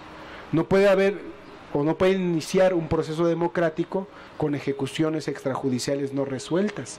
No puede iniciar un proceso democrático sin la presentación con vida de los detenidos desaparecidos o sin el conocimiento real, el conocimiento del paradero real de la víctima. Y aplazar estas demandas es aplazar la verdad. Aplazar esta demanda es aplazar la justicia. Aplazar esta demanda es aplazar la reparación integral del daño. Aplazar esta demanda es apostarle al olvido y no a la memoria de las víctimas y de los victimarios. Porque los administradores del neoliberalismo que pretenden juzgar si se modifica el artículo 35 no solamente son responsables del neoliberalismo en abstracto, son responsables de estas desapariciones forzadas, son responsables de las ejecuciones extrajudiciales, son responsables de la tortura, del encarcelamiento y de la miseria del pueblo. Y no lo hicieron solitos, por más que nosotros pensemos que hubo una mente criminal y que fue responsable de todos nuestros males, no es cierto. Fue el Estado y las estructuras del Estado las que cometieron, ejecutaron, materializaron la violencia contra el pueblo. Entonces, efectivamente, estamos de acuerdo, hay autores intelectuales, pero también hay autores materiales que permitieron, que se beneficiaron de todo este clima de terror en México. Y no es casualidad que en 36 años de neoliberalismo hayan surgido los 16 hombres más ricos del mundo, que están en la lista de los 100 hombres más ricos de Forbes. Casualmente, ¿no? Casualmente, la gente más rica de México se hinchó en estos 36 años de neoliberalismo. Y entonces, ¿por qué ellos no van a ser juzgados? ¿Por qué, si compraron de manera corrupta Teléfonos de México? Les bajaron el valor y lo compraron como cháchara. Y igual los ferrocarriles nacionales, e igual la minera de Cananea, e igual el subsuelo, e igual las playas, e igual el agua. Y entonces, ¿por qué los que se beneficiaron de las violaciones de derechos humanos no tendrían que ser juzgados? Y a nivel internacional, en el Sistema Universal de los Derechos Humanos, se debe juzgar al autor intelectual, al autor material, al facilitador, pero también al beneficiario de las violaciones de derechos humanos. ¿Hasta dónde va a llegar la cuarta transformación? ¿De qué depende? Nosotros decimos que depende de la capacidad del pueblo de organizarse y exigir que se cumpla a cabalidad, no nuestro deseo, sino lo que México ha firmado y ha ratificado como Estado. Porque a final de cuentas a López Obrador le va a tocar resolver todas las sentencias de la Corte Interamericana que están emitiendo en contra del Estado. Ya la Corte ya dijo, el Estado mexicano es responsable de las violaciones de derechos humanos cometidas en Atenco en el 2006. Y se tiene que juzgar al presidente, bla, bla, bla, bla. ¿A quién le toca cumplir ese paquetito? A nosotros, ¿no? ¿Y oficialmente a quién? Díganlo más alto porque si no luego acusan. Al presidente. Yo no dije nada, fue la compañera. ¿No? Efectivamente, al presidente. ¿Y eso con quién lo va a confrontar? Pues tiene la mayoría, ¿no? No, con el poder. Pero tiene el poder, ¿no? No, no tiene poder. ¿No? Tiene el gobierno, más no el poder. Qué interesante.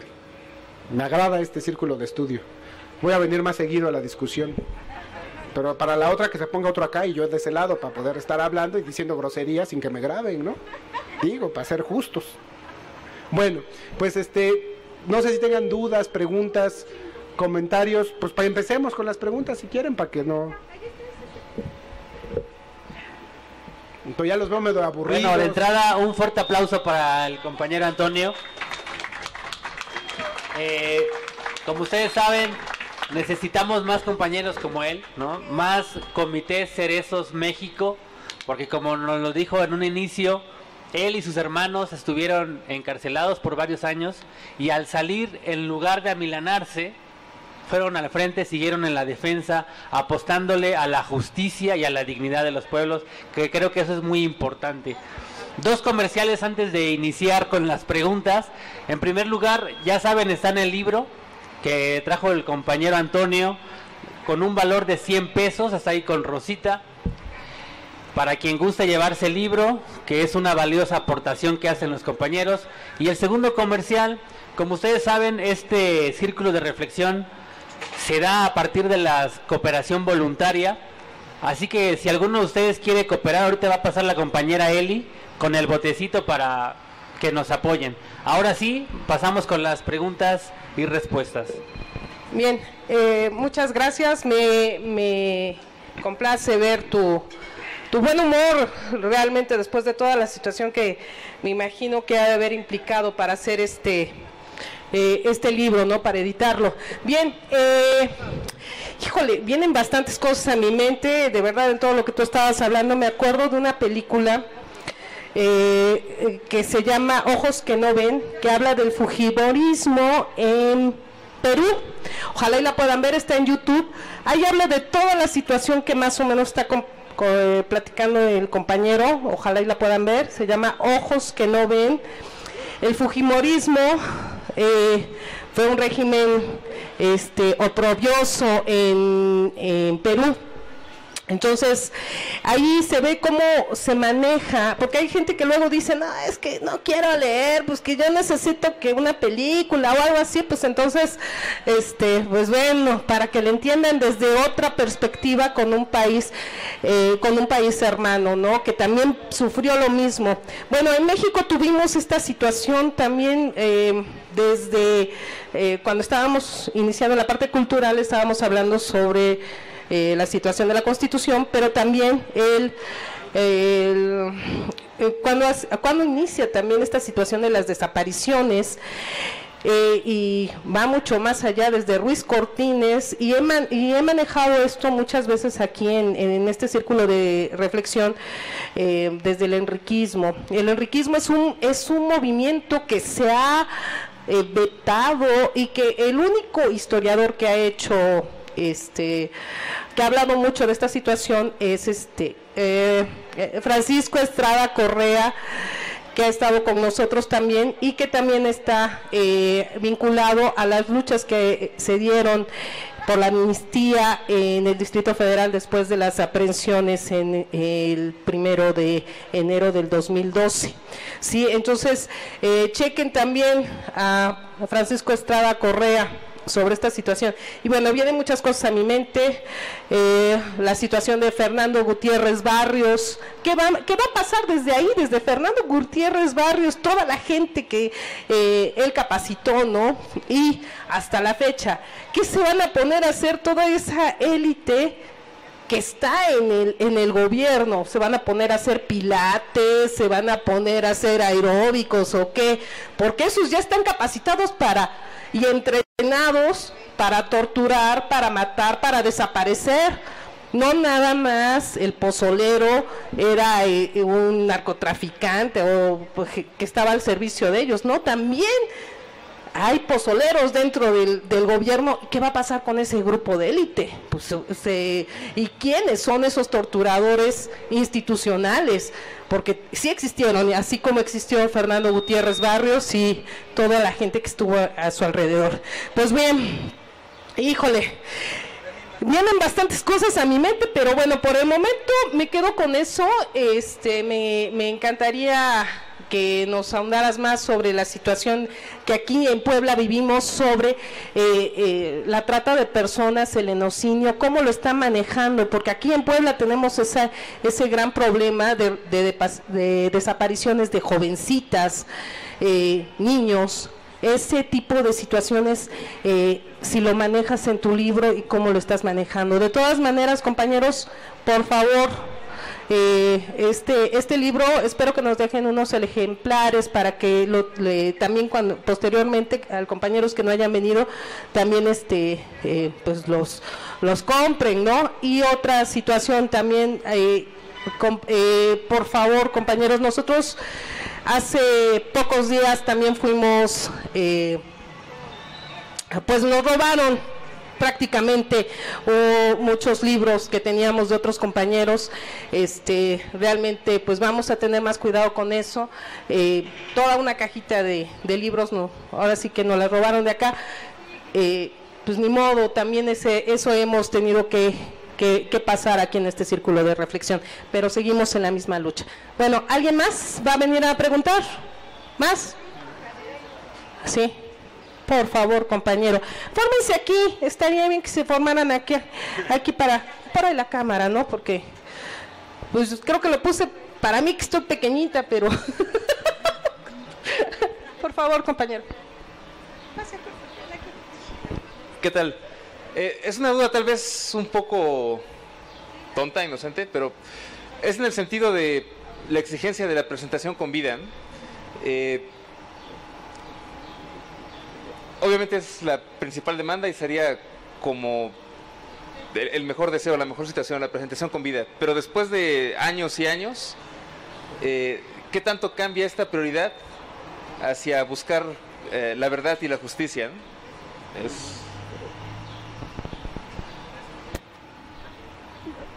¿Alguien más? ¿Alguien más? De este lado, de favor.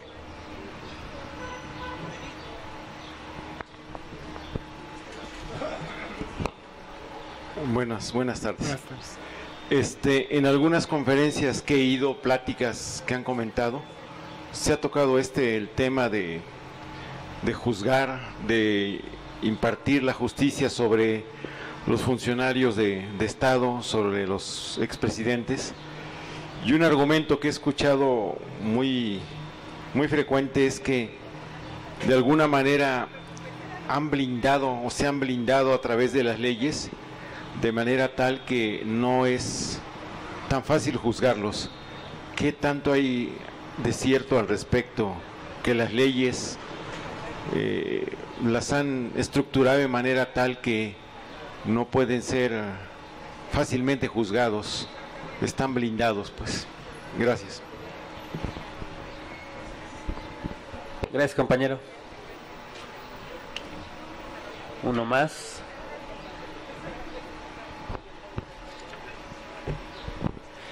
Gracias. Con respecto a toda la exposición que hizo el compañero, me llama la atención y la pregunta sería en el sentido de toda esa experiencia que han vivido, casi a nivel personal y familiar, ¿qué tanto han notado, si en la población, qué tanto desconoce la cuestión de sus derechos, el aspecto legal? Tengo la impresión, por lo que veo, con todo su trabajo que han hecho aquí, en la exposición, que parece ser que los ciudadanos no conocemos nuestro marco jurídico, a veces ni los artículos más que nos afectarían directamente, los artículos de nuestra Constitución, por un lado, ¿no? O sea, qué tanta ignorancia tenemos los ciudadanos comunes, el grueso de la población.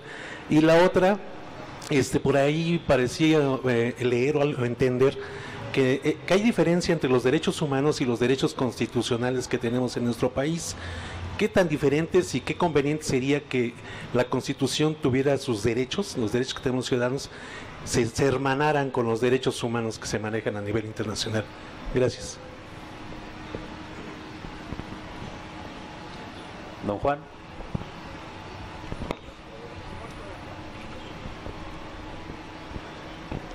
Bueno, pues en primer término,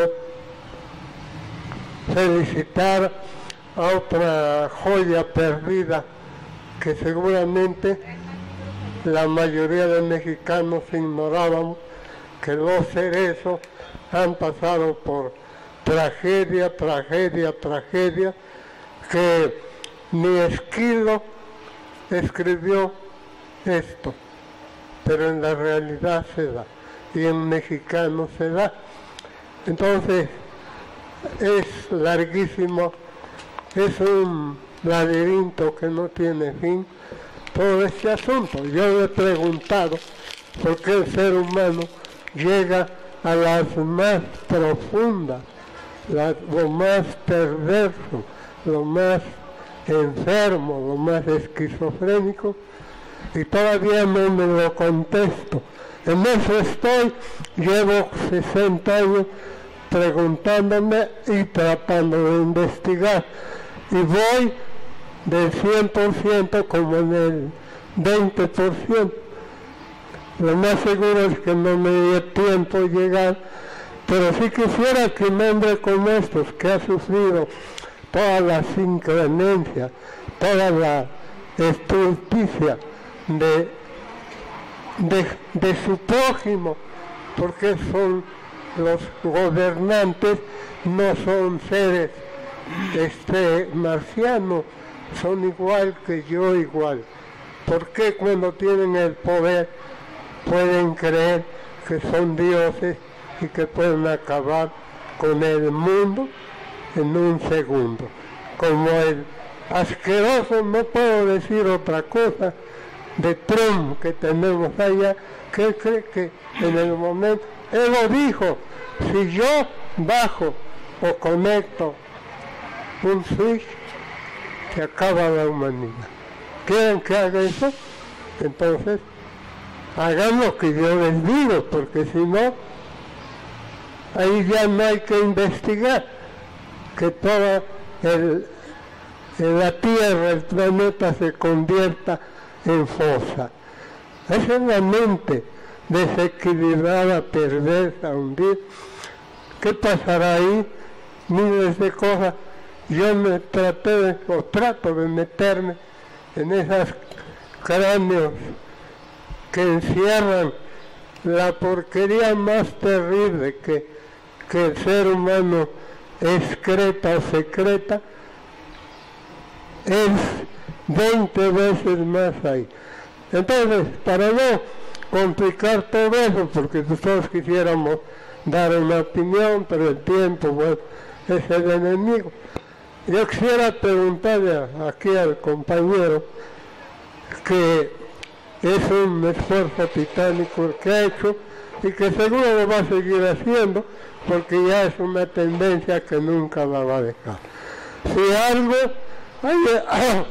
hay escrito e investigado directa o indirectamente con la guerra sucia en el estado de Guerrero.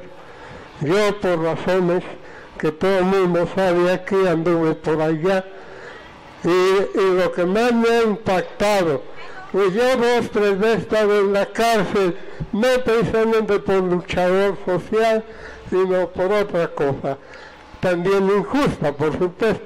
Y entonces, nunca he podido asimilar que en el estado de Guerrero, cuando estuve por razones de trabajo en Atoyac de Álvarez, Guerrero, cada noche había un corral que tenía como 2,000 o 3,000 gentes a las 10 de la noche. Yo ahí me quedaba paseado. Como ya saben también, soy médico, pero nunca he estado en un consultorio.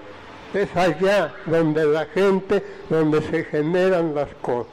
Y en Atoyac de Álvarez me quedé muchísimas veces, porque Atoyac de Álvarez era un problema de la enfermedad que yo atacaba. Y cada noche que iba a cenar a un puestecito, atravesaba la salida y era un corral como para vacas, que en lo que estaban 2,500 o 3,000 gentes encerradas, supongo, las bajaban de la sierra. Y entonces, al otro día yo salí a trabajar en la mañana a las 6 y el corral estaba vacío. Entonces empecé a preguntar, fue tremendo, pero usted no cree que fue un mes, era permanente. De tal manera que yo salí beneficiado, porque era yo el responsable de combatir la lucha contra una enfermedad tropical. Y de pronto, ya lo cortan a uno cuando está uno más inspirado. Pero bueno, me pueden hacer lo que quieran mis compañeros. Al rato me coscorromean. Entonces, quiero terminar o revivir, porque eso tiene que ver con lo que está diciendo aquí el investigador o lo que sea. Entonces, llego a México, entrego un reporte y digo, en Atoyac de Álvarez, Guerrero, hay 0 casos de enfermedad malárica. ¿Quién o por qué se ha hecho? Y dice un ingenuo y torpe y tonto por elogiarme, eso se lo debemos al doctor, que es el responsable de esa. No, yo me había hecho porque era un problema serio, que sí luchamos, pero me llevó años. Lo que pasaba, que no había enfermedad malárica, porque ya no había habitantes en el estado de Guerrero. Solo quedaban ancianos y niños, perros y animales, usted encontraba. La gente, jóvenes, adolescentes, nada. ¿Qué ha pasado? Siempre me pregunté eso y nunca he recibido respuesta. Obviamente conozco muchos mitos. Si usted tiene algo escrito, valía la pena porque es un mundo de cosas lo que ahí pasó y lo que se cuenta, ¿verdad? Pero como yo no soy investigador, pues no puedo decir todo el chisme que rodeaba el asunto, pero usted sí, eso le pediría. Y la otra también le pido que ese manual o esas escuelas formales e informales se hicieran. A mí me llama la atención del compañero que dijo por última vez hasta dónde el pueblo está ignorante. El pueblo es de lo más ignorante, yo, todos, de lo que nos sucede en estos momentos. ¿Por qué? Porque nadie nos los enseñó, todo se impide, no hay, el sistema no se ha ocupado, al contrario, ha marginado. Es una de las estrategias. Si yo no tengo en cero conocimiento, nunca se va a revelar. Así de sencillo. Eso que usted propone y sugiere, ojalá y se difundiera y supiéramos algo. Yo de lo que ahorita usted acaba de decir, sabría el 10%. Me falta el 90%. Ojalá y eso nos mueva el demás. Gracias, compañero. Gracias, don Juan. Pásale, compañero. Buenas tardes con todos los presentes. Bueno, yo soy de Perú, soy extranjero, estoy acá por una pasantía estudiantil. He escuchado muy atento la exposición de acá del compañero y me llamaba mucho la atención porque la realidad en América no se escapa, o sea, no es tanta, ¿verdad? Como mencionó acá, fujimorismo, ¿verdad? O sea, el fujimorismo sí hizo harto daño al país, a mi país, a Perú. Bueno, esa época fue del 80 al 2000, 20 años, donde también se crearon comisiones de la verdad y reconciliación, como usted mencionó. Y bueno, también últimamente en el Perú se han venido investigando actos de corrupción donde han destituido al presidente que había ganado las elecciones, ¿verdad? A Martín Vizcarra. Bueno, a Pedro Pablo Kuczynski. Y Martín Vizcarra ahora está asumiendo el gobierno. Y ahora resulta que también habían investigado a Keiko y los jueces han sido destituidos porque la mayoría del Congreso son del partido de Keiko. Entonces, son dos preguntas. La primera es, ¿qué hacer si la corrupción está enquistada en el gobierno o en las altas jerarquías? Nosotros como personas naturales, ¿qué hacer para generar conciencia y así ir acabando con esos actos de corrupción? Y la otra también es que nosotros, al ser vecinos del país venezolano, existe mucha migración de venezolanos al Perú. ¿Qué percepción tiene del gobierno de Nicolás Maduro y cómo le ve el futuro al país, venezolano, que ahorita está pasando momentos difíciles? Gracias. Gracias, compañero. Pues bueno, vamos a dar respuesta e iniciar el diálogo nuevamente con el compañero Antonio. Gracias. Bueno, muy rápido, de la primera pregunta sobre la situación de trata de personas. Yo les mencionaba que aquí se define que es una desaparición por particulares. No tiene relación o puede tener relación con la trata de personas, pero no es el tema del libro la trata de personas. Efectivamente, puede haber particulares que en el ejercicio de la trata desaparezcan a una persona y eso tiene que ser investigado. Si tiene relación con el Estado, es una desaparición forzada. Si no tiene relación con el Estado, es un delito y es una desaparición a manos de particulares y como tal, como delito debe ser investigado y sancionado. Pero el libro no va a tocar el tema de trata como tal en específico, aunque sabemos que aquí en Tlaxcala pues, hay mucho de ese problema. Bueno, sobre la consigna de la presentación con vida por el tiempo, a nivel internacional el Estado está obligado a presentar con vida o a dar a conocer el paradero real de la víctima. Esas son las dos cosas, ¿no? Entonces, efectivamente, si alguien fue desaparecido en 1970 y tenía 50 años, pues ya pasaron 50 años, ¿no? Entonces, difícilmente lo van a encontrar vivo de 100. Pero entonces, ¿cuál es la obligación del Estado? Decir cuál es su paradero real. Pero si hay personas que tenían 20 años, hace 10 años, tienen que encontrarlo con vida. Y si no está con vida, deben de informar el paradero real de la víctima. Entonces, es una situación que no se trata de o lo presentas vivo o me dices dónde está, sino que tú tienes que buscarlo con vida, es tu obligación. Ah, no lo encontré vivo, pero aquí están sus restos. ¿Por qué? Porque si tú dices esto es su resto, tienes que decirme y explicarme por qué estaban ahí, qué les pasó, cómo les pasó, el estudio médico forense, quién fue. Entonces, en ese sentido, bueno, efectivamente, más a veces por una cuestión política se dice presentación con vida, aunque hayan sido casos muy viejos, pero a nivel también internacional se debe pelear por la presentación con vida, porque es la obligación del Estado, y por el conocimiento del paradero real de la víctima, ¿no? Esa sería mi respuesta. La tercera, que si hay leyes que han blindado a los culpables, pues sí, hay algunas que sí. Por ejemplo, la actual ley que se aprobó con Peña Nieto de desaparición forzada dice que si tú desapareciste personas, pero colaboras con la autoridad en saber el paradero real, se te disminuye la sentencia hasta puede ser hasta 8 años. Entonces resulta que tú desapareces personas por parte del Estado y luego te arrepientes y dices dónde las dejaste, pues vas a estar 8 años en la cárcel.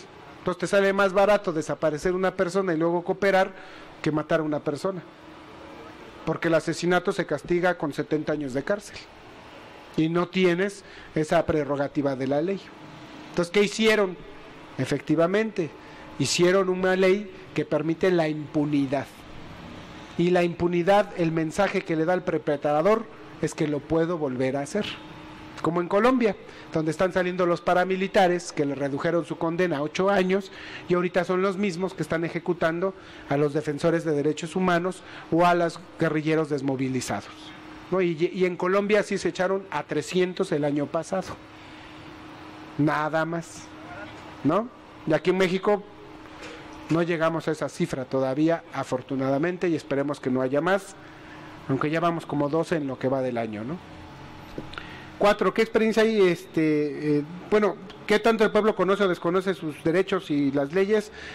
Pues depende, ¿no? O sea, el pueblo que no se organiza a veces no sabe nada, hay pueblo que ya está organizado y que tiene más experiencia, sabe más cosas, es más, conoce, tiene el conocimiento, aplica y lucha por sus derechos. Entonces, podríamos hablar de una generalidad, de que a lo mejor sí hay desconocimiento de muchos derechos y leyes, pero que también hay pueblo que está interesado en conocer y que aprende, y que la necesidad es la que luego nos hace aprender más rápido que otra cosa, y que más que hasta las propias becas, ¿no? ¿Hay diferencia entre los derechos humanos y los derechos constitucionales? No.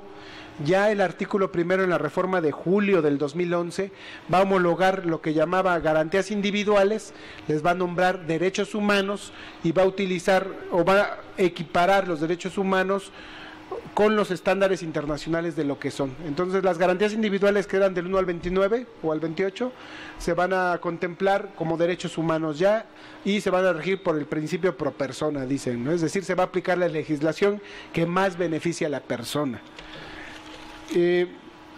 ¿Por qué los hombres llegan a ser bien perversos? Pues quién sabe, yo también estoy investigando eso. Y si yo sé algo de guerra sucia en Guerrero y he escrito algo, no he escrito nada, he leído pero no se ha escrito nada. Sobre Perú y las comisiones de la verdad, pues sí, es un ejemplo, por ejemplo, Perú, de cómo se utilizó el terrorismo de Estado contra la población indígena y mestiza, y cómo una de las comisiones de la verdad va a determinar de todos los crímenes, que creo que el 88% eran violaciones de derechos humanos, de desapariciones, de ejecuciones y de todo. Entonces hubo masacres, desapariciones, tortura, violaciones. Realmente fue muy grave lo que pasó en Perú en esa época. Y bueno, lamentablemente, pues el pueblo peruano tendrá que responderse lo que nos preguntamos el pueblo mexicano, ¿no? ¿Cómo acabar con la corrupción? ¿Cómo organizarnos para terminar con la corrupción? Si en México ya lo hubiéramos hecho, te pasábamos la receta, pero creo que todavía no hemos podido. Entonces, eso de andar dando consejos de lo que no hemos hecho, dirían que el derecho ajeno es la paz, y hay un derecho humano que se llama el derecho de las naciones a la libre autodeterminación. Cada pueblo tiene el derecho de darse el gobierno que se quiere dar. Y eso te lo digo porque también tiene que ver con Venezuela. El pueblo venezolano tiene el derecho a la libre autodeterminación económica, política, social y cultural, ¿no? Entonces, ¿quién tiene que resolver el problema en Venezuela? Pues los venezolanos. Entonces, ¿por qué tiene que haber una intervención de otros países en Venezuela? Cuando que es un problema que debe de enmarcarse desde los derechos humanos en el derecho de los pueblos a la autodeterminación, a dotarnos del modelo económico, político, social, cultural que mejor nos parezca. No estamos diciendo que haya uno bueno, sino que el pueblo debe definir frente a sí mismo qué gobierno quiere, porque se supone en nuestra Constitución que la soberanía reside en el pueblo. Entonces ahí opinar sobre Venezuela pues no tendría mucho caso, ¿verdad? Porque ellos tienen el derecho de darse el gobierno que quieran y crear los mecanismos que ellos consideren. Lo que sí está mal es que una potencia extranjera intervenga en un país. Eso no es correcto, porque todas las veces que nos intervinieron en México, pues primero nos quitaron la mitad del territorio, luego nos compraron Texas, nos robaron la mesilla, ¿no? Y luego vinieron los franceses y los belgas y todo el mundo quería comerse el pastel, ¿no? Entonces, eso es lo que no es correcto, que una potencia extranjera intervenga en los intereses o en la problemática de los países. Y la intervención no solamente es militar, ¿no? La intervención puede ser económica, política, cultural, o sea, que te quiten tus ahorritos, pues no es una intervención militar, ¿verdad? Pero le quitaron al gobierno todos los recursos que tenía fuera de su país, o sea, ¿eso cómo se llama? Hay el derecho humano a la libre autodeterminación de los pueblos. Pues eso sería todo, creo que lo de las preguntas. Y gracias por la invitación.